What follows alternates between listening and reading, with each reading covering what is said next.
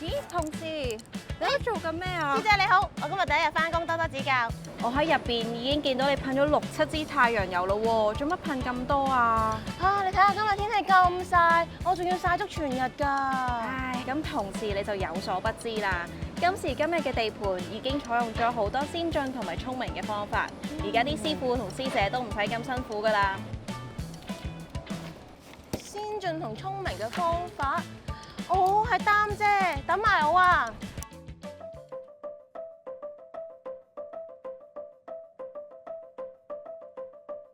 將軍澳海水化淡廠項目響應建造業2.0嘅年輕化、專業化、創新嘅目標去完成項目。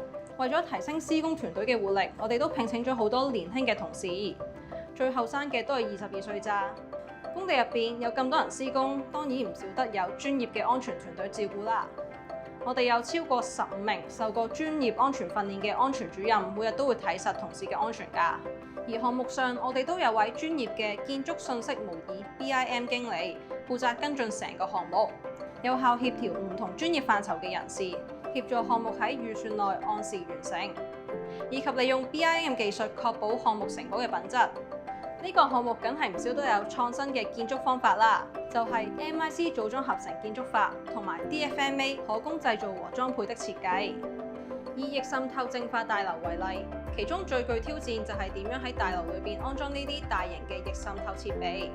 團隊決定採用 DFMA 技術，喺興建大樓結構嘅同時，安排咗嚟自唔同地方嘅組件，由西班牙、意大利、韓國等等嘅地方送去內地廠房先組裝12座逆滲透框架。